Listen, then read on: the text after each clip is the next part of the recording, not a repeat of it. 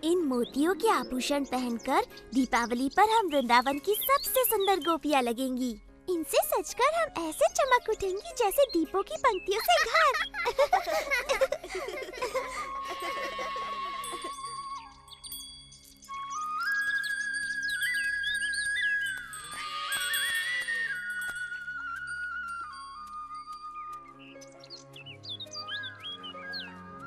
तुमने देखा ये लड़कियाँ मुझे किस प्रकार अनदेखा कर रही हैं बलराम? तुम्हारे सुंदर रूप के चकाचौंध में अंधी हैं मेरे भाई, तभी अनदेखा कर रही हैं। वो तो है ही, पर मेरे विचार से वो नहीं चाहती मैं उनके मोतियों के आभूषण देखूं जो वो दीपावली के लिए बना रही हैं।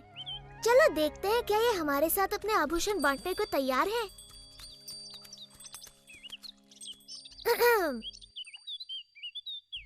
तुम्हारे काम में बाधा डालने के लिए क्षमा चाहता हूँ गोपियों, किंतु मैं अपने आप को रोक नहीं पाया। तुम्हारे आभूषणों की सुंदरता मुझे यहाँ खींच लाई।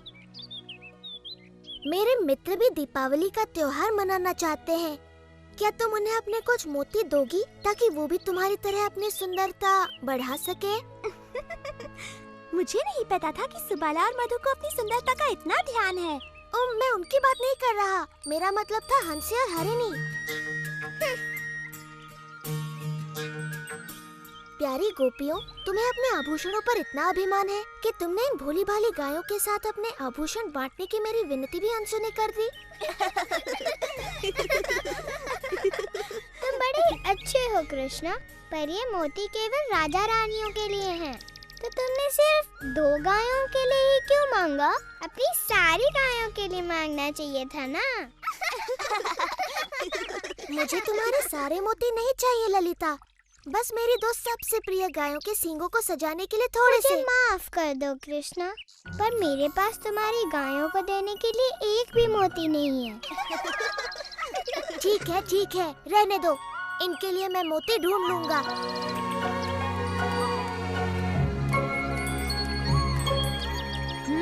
उन्होंने मना कर दिया। हाँ? ना तो गायों के लिए कोई सम्मान है, ना मेरे लिए। एक बार मैं इनकी बुद्धि ठिकाने लगा दूं, तब समझ में आएगा।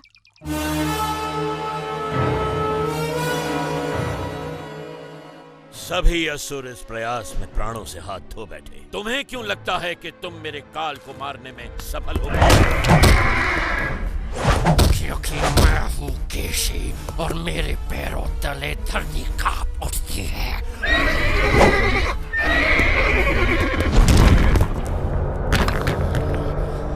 मैं आपके काल को ढूंढ निकालूंगा महाराज कंस, और उसे अपने पैरों तले रोन डालूंगा।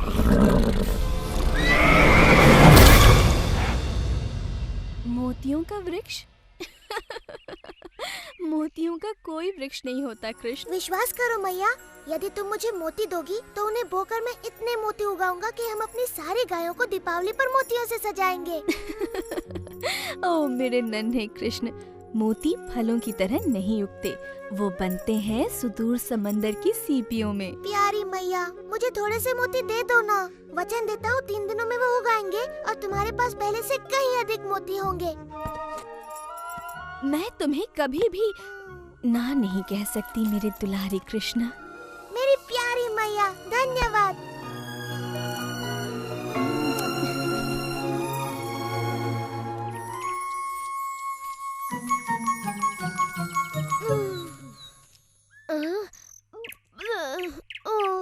क्या हम मोतियों की खेती करने के स्थान पर स्वादिष्ट ताजा मक्खन नहीं उगा सकते?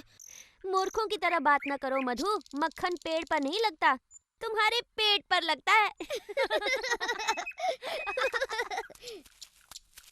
तुमने समाचार सुना रहा था, वृंदावन में सभी एक नए किसान की चर्चा कर रहे हैं। अच्छा, वो जो मोतियों की खेती कर रहा है।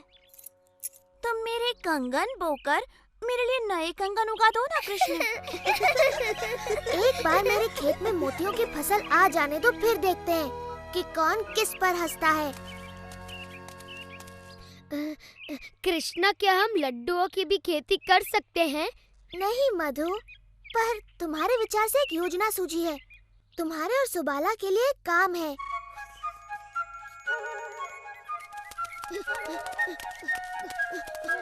गोपियों रुको, अगर तुम्हें बोने के लिए और मोती चाहिए तो हमारे पास नहीं है। हमारे पास सुंदर से मोती हैं, लेकिन कृष्णा ने पूछा है क्या तुम हमें थोड़ा सा दूध दे सकती हो? ओह, खेत में काम करके इन्हें प्यास लगाई होगी। नहीं, ऐसा नहीं है। दूध तो उसे अपना खेत सींचने के लिए चाहिए। क्षमा करना, किंतु ये दूध इस कार्य के लिए उपयुक्त नहीं। विशाखा ठीक कहती है, कृष्ण के पवित्र मोतियों के लिए इससे काम नहीं बनेगा। तुम्हें चाहिए नागफनी का दूध।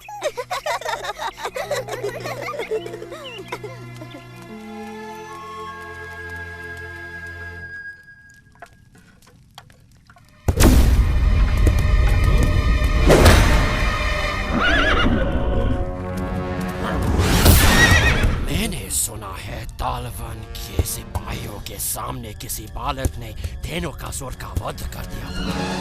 क्या ये सत्य है? वो दिखने में कैसा था? उसके बालों में मोर पंख लगा हुआ था, वो पीली पहने में था और वो बांसुरी बजाता था।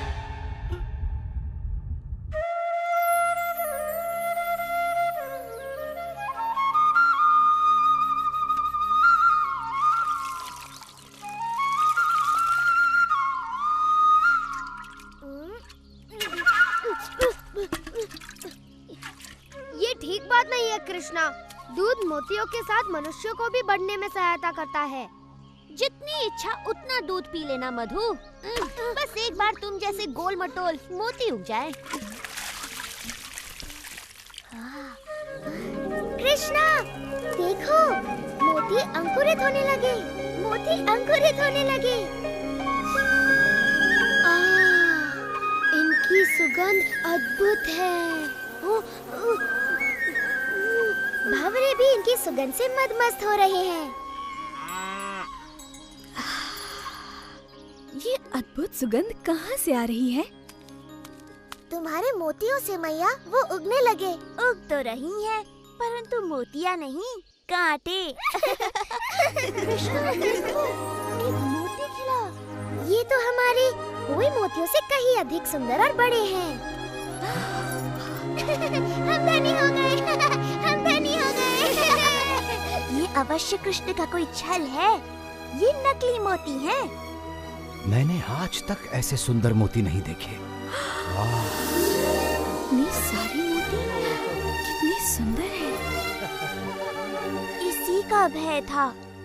कृष्ण की मोतियों के सामने हमारे मोती फीके दिखने लगेंगे। अगर हम उसे कुछ मोती मांगे तो वो बिल्कुल भी मना नहीं करेगा। हमारा दुर्व्यवहार देखकर अब वो हमें मोती तो नहीं, ताने अवश्य देगा। इस दीपावली पर हम सबके हास्य का पात्र बनेंगे। ऐसा नहीं होगा। हमें पता है कृष्ण ने मोती कैसे उगाए हैं। ये बड़ा सरल है। हम भी मोतियों की खेती करेंगी। हाँ, और हमारे मोती उसके मोतियों से अधिक सुंदर होंगे। क्या तुम लोग पागल हो गई हो? कृष्णा ने ऐसी सरलता से कर लिया तो क्या तुम भी कर लोगी? उसने तो गोवर्धन भी उठा लिया था, तो क्या तुम भी उठा लोगी? मोतियों की खेती आसान नहीं है, देवताओं के लिए भी। कृष्णा तो हमेशा ही ऐसे चमत्कार करता रहता है। और क्या तुमने कभी एक भी चमत्कार किया है? मोतियों की खेती कोई चमत्कार नहीं है। इसमें कृष्ण की कोई माया नहीं। वृंदावन की दिव्य भूमि है ही इतनी उपजाऊ।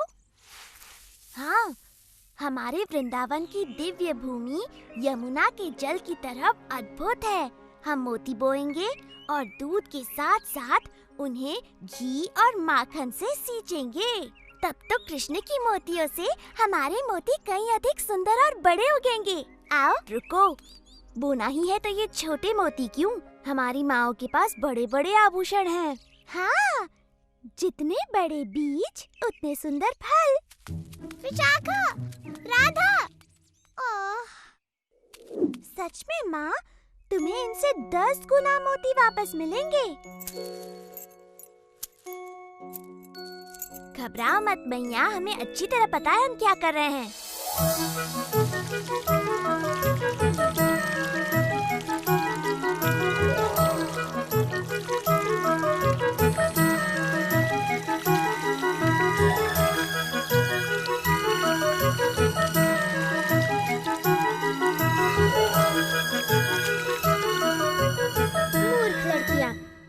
दिनों से लगी हुई हैं। उग रही है तो केवल जंगली घास। किंतु जितने मक्खन और घी से उन्हें सींचा जा रहा है, ये घास बड़ी स्वादिष्ट हो गई होगी।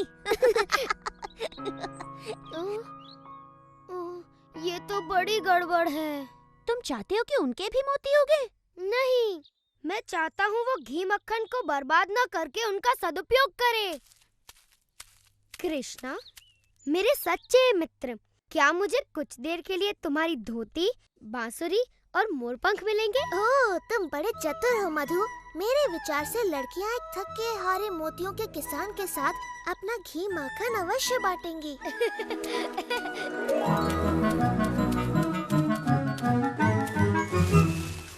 कौन है? कृष्णा, यदि तुम हमसे हमारे सुंदर मोती मांगने आए हो तो यहाँ से चले जाओ। मुझे अपना मुख दिखाने में भी लज्जा हो रही है। तुम तो मुझसे कहीं अधिक अच्छी तरह से मोतियों की खेती कर रही हो।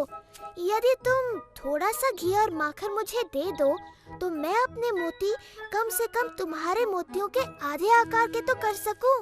अब जबकि तुम अपना घमंड फैलाकर हमारे पास आए हो, हम थोड़ा सा माखन तुम्हारे साथ बांट सकते हैं। धन्यवाद, धन्यवाद। हाँ? गोपियों, इधर आओ।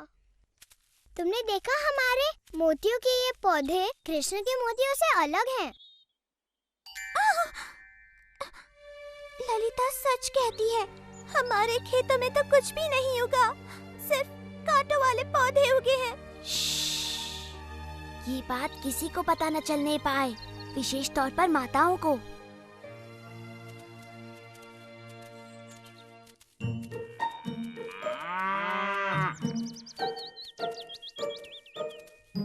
हार्दिक शुभकामनाएं।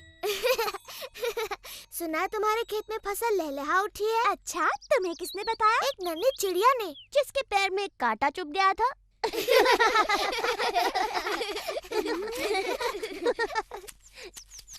चलो मित्रों, त्योहार के लिए अपनी गायों को सजाया जाए।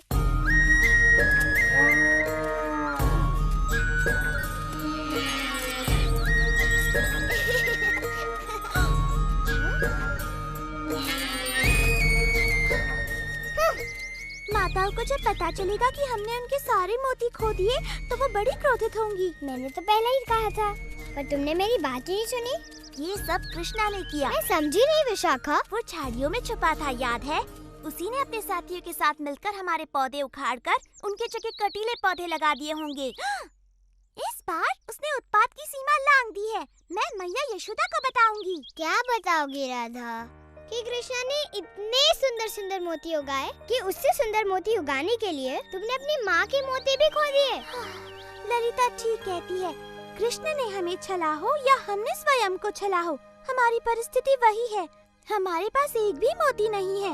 यदि हमारी माताओं को पता चला तो वे हमें कभी क्षमा नहीं करेंगी। परंतु वृंदावन में मोती मिलना इतना सरल नहीं है। हम कहाँ से लाएंगे? हमारे पास और कोई चारा नहीं। हमें कृष्ण से पूछना चाहिए कि क्या वो अपने कुछ मोती हमें बेचेगा।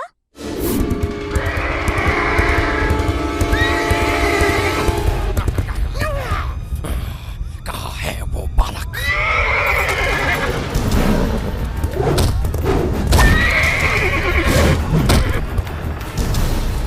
कहाँ है वो पीली धोती वाला बालक जिसके पास बांसुरी और मोर पंख भी है? मैं उसका सर्वनाश कर दूंगा।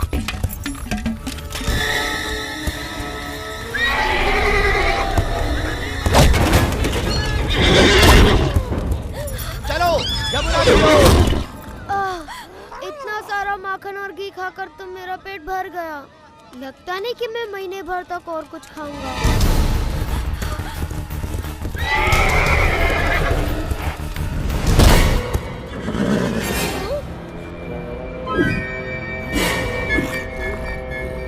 आखिर मैंने तुम्हें ढूंढ निकाला कंस के काल।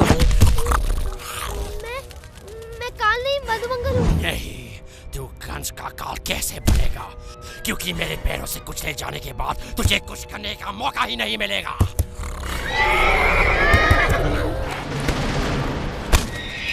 तुम जिसे ढूंढ रहे हो वो मैं हूँ।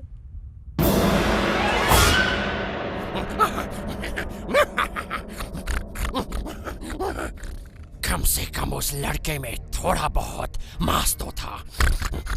तुझे तो मैं बाएं पैर से ही मार दूंगा बच्चे। इससे डरो मत। केशी बिल्कुल हमारे खेलने वाले काठी के घोड़ों जैसा है। अब देखेगा तो कि मैं कितना खतरनाक हूँ और क्या कर सकता हूँ।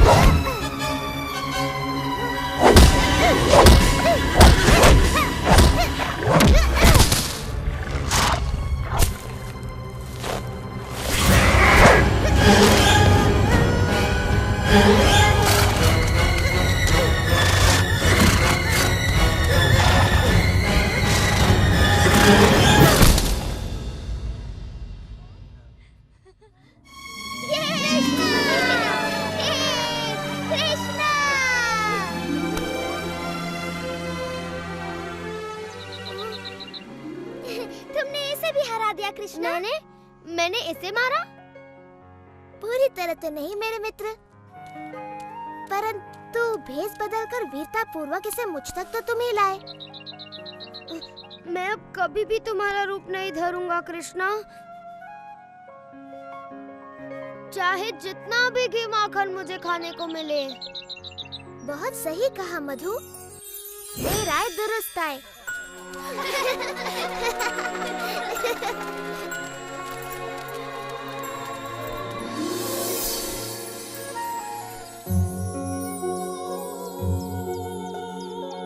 वाह मेरे भाई, ये तो बड़ी अच्छी फसल लहलाने लगी। हाँ, बस बेचारी गोपिकाओं के फसल में कुछ भी नहीं होगा। लगता है उनके सारे मोती कीड़े खा गए। हमने सुना है कि कृष्ण अतिरिक्त मोती बेच रहा है सुबाला, हमें भी कुछ खरीदने की इच्छा है। परंतु मोती के बदले तुम दोगे क्या राधा? दूध मक्खन तो यहाँ नहीं चलेंगे। एक बात बताओ, तुम वही गोपियाँ हो ना जिन्होंने मेरे गायों के लिए मोती और मेरी मोतियों की खेती के लिए थोड़ा सा दूध देने से मना कर दिया था? मैं अपने सारे मोती यमुना में फेंक सकता हूँ, परंतु तुम्हें एक भी नहीं देने वाला। हम स्वर्ण से मूल्य चुकाएंगी। तुम्हारे घरों का सारा धन और तुम्हारे घर का मूल्य भी जोड़ दो, तब भी मेरे एक मोती का मूल्य नहीं चुका पाओगी। तुम हमेशा हमारे साथ ऐसा क्यों करते हो कृष्णा? कृपा करो कृष्ण, हम अपनी माताओं के लिए तुम्हारे मोतियों के मूल्य से अधिक चुकाने को तैयार हैं। तुम्हारी माताएं? अच्छा, तब बात अलग है। तुम तो जानती ही हो, माताओं का नाम सुनकर मैं पिघल जाता हूँ, है ना मित्रों? हाँ, कृष्णा को मैया से बड़ा प्रेम है। हाँ, बिल्कुल। तुम्हारी माताओं को मेरे सबसे सुंदर मोती मिलेंगे। धन्यवाद कृष्णा। धन्यवाद कृष्णा, तुम बड़े दयालु हो। वो तो मैं हूँ ही, पर धन्यवाद मेरा नहीं, अपनी प्यारी माताओं का करो।